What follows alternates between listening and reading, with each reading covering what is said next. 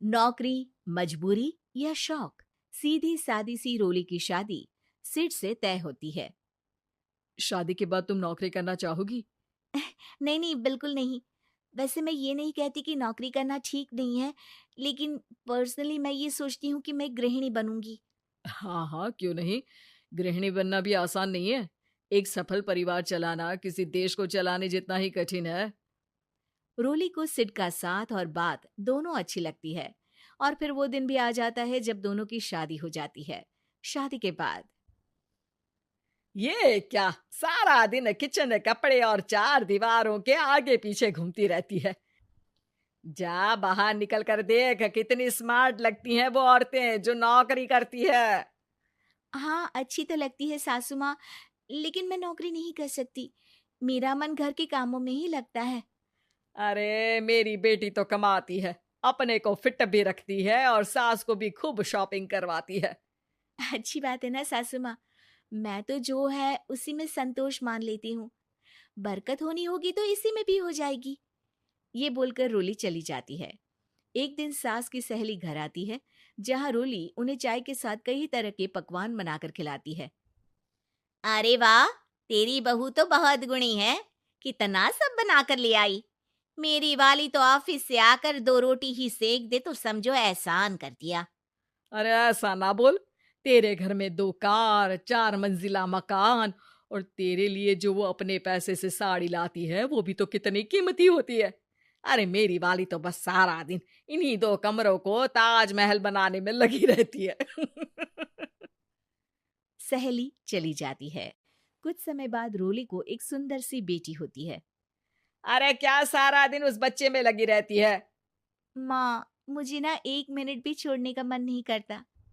देखिए ना, कितनी प्यारी है। मैं ना इस हर पल को एंजॉय करना चाहती हूँ। अरे हाँ हाँ, हमने भी बच्चे पाले हैं, हम भी जानते हैं कि कितने प्यारे होते हैं, और अपने बच्चे को बढ़ता हुआ देखना कितना अच्छा लगता है।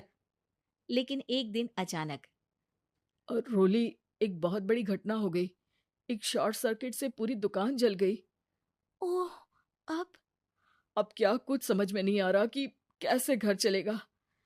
घर की पूरी गाड़ी पटरी पर लाने के लिए कई साल लग जाएंगे, और वापस पहले जैसे होने में भी बहुत टाइम लग जाएगा रोली।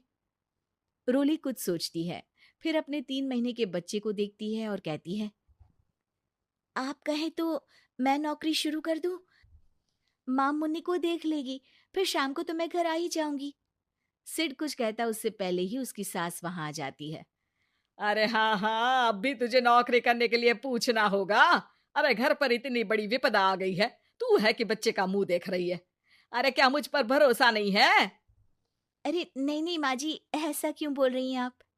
फिर क्या था, सिड से पूछकर 3 महीने की बच्ची को रोली सास के पास छोड़कर चली जाती है। शाम को ऑफिस से आने पर अरे सारा दिन इसने तो चैन नहीं लेने दिया, बस गोदी में ले लेकर घूमती रही। हाथ दर्द हो रहा है।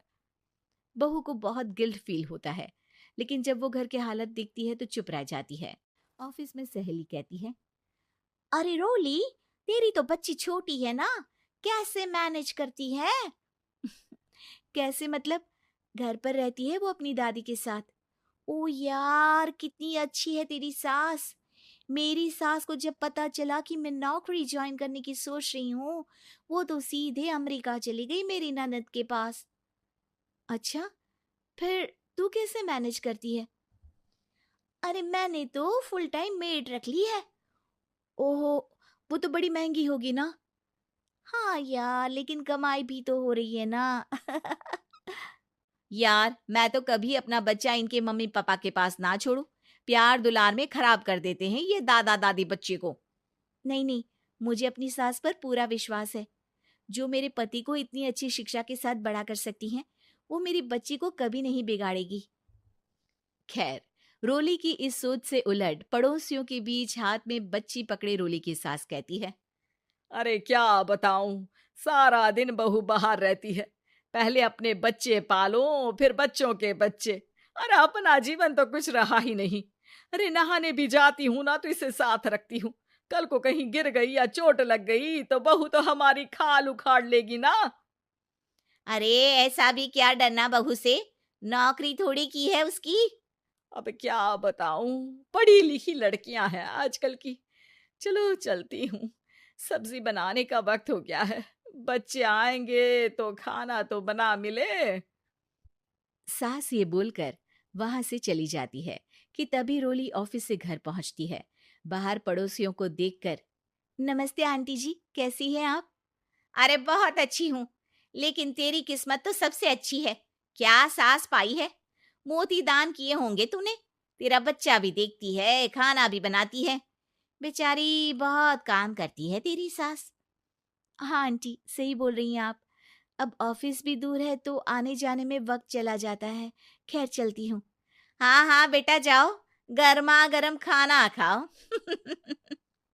रोली घर आती है, जहां सास एक बार फिर छोटी सी मुन्नी की शरारतें गिनाने में लग जाती है। अरे आज तो इसकी वजह से मुझे 2 बार कपड़े बदलने पड़े। बार बार पानी गिरा दे रही थी। दोपहर में थोड़ा सोचा कि आराम कर लूं, तो दूध के लिए रोने लगी। हाय, मैं तो परेशान ही हो गई। रोली को सास की बात अब कुछ अजीब लगती है, पर वो जल्दी से कपड़े बदलकर किचन में जाकर रोटियां बनाने लगती है। सारा महीना काम करने के बाद रोली को सैलरी मिलती है। वो पैसे लेकर सीधे सास के पास जाती है। माँ जी, ये मेरी सैलरी। आपने हर कदम में इस घर का साथ दिया। मैं नौकरी करने के पक्ष में नहीं थी। मैं तो अपने बच्चे को बढ़ता देखना चाहती थी। मैं थोड़े में भी खुशी थी। कभी मैंने आपको किचन में पैर नहीं रखने दिया था। घर की मुसीबत नहीं आती तो मैं कभी इन जिम्मेदारियों को आप पर पड़ने नहीं देती। अब सास समझ चुकी थी कि उसकी गलती कहाँ है। हाथ में पैसे देकर कहती है, मैं पढ़ी लिखी नहीं थी, तो पति ने भी कभी पैसे हाथ में नहीं रखे। बेटे ने भी गल्ला संभाला, लेकिन तूने मुझे समझा। ये मेरा सम्मान है कि एक बहू होकर तूने पूरी सैलरी मेरे हाथ में रखी बेटा।